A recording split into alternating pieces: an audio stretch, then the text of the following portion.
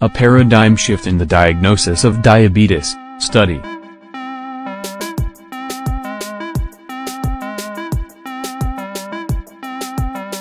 There are 5 distinct types of diabetes that can occur in adulthood, rather than the 2 currently recognized. They reported in The Lancet Diabetes and Endocrinology, a leading medical journal.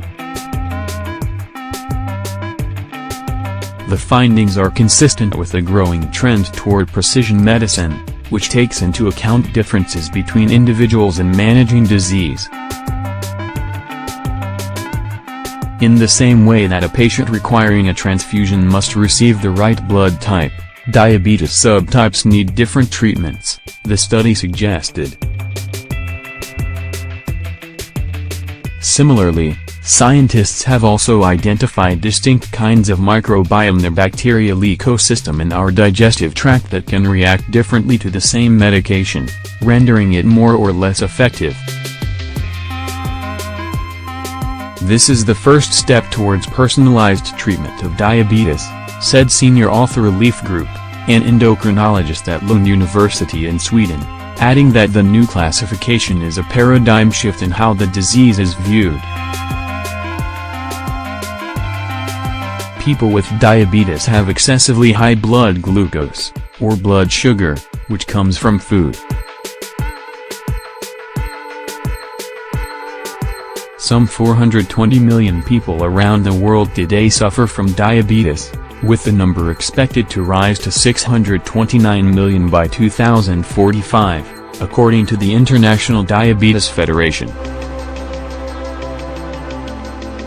Currently, the disease is divided into 2 subtypes.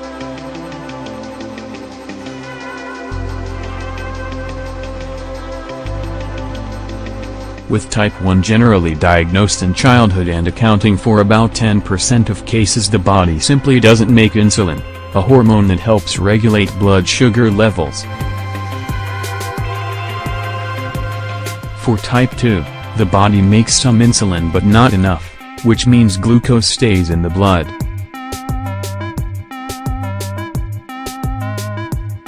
This form of the disease correlates highly with obesity and can, over time, lead to blindness, kidney damage, and heart disease or stroke. Acute cases may also require limb amputations.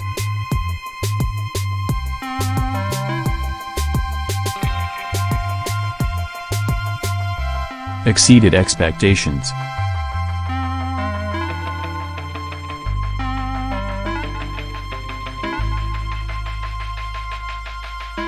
It has long been known that type 2 diabetes is highly variable, but classification has remained unchanged for decades.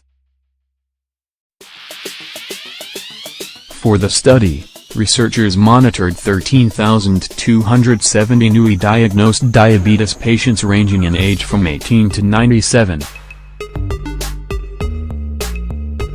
By isolating measurements of insulin resistance, insulin secretion, blood sugar levels, age, and the onset of illness, they distinguished 5 distinct clusters of the disease, 3 serious and 2 milder forms. Among the severe types, a group of patients with insulin resistance in which cells are unable to use insulin effectively was at far higher risk of kidney disease.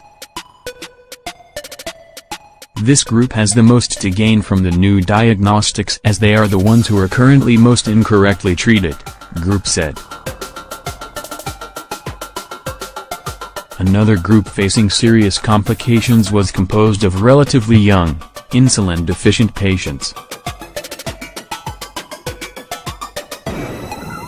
The third severe group were people with autoimmune diabetes corresponding to the original type 1 diagnosis.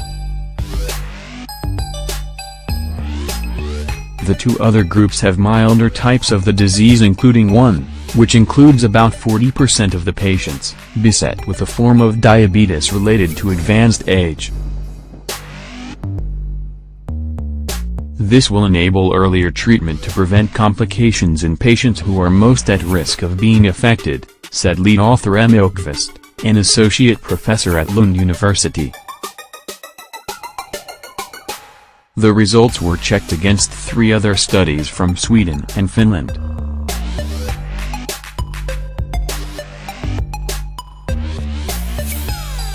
The outcome exceeded our expectations, said group.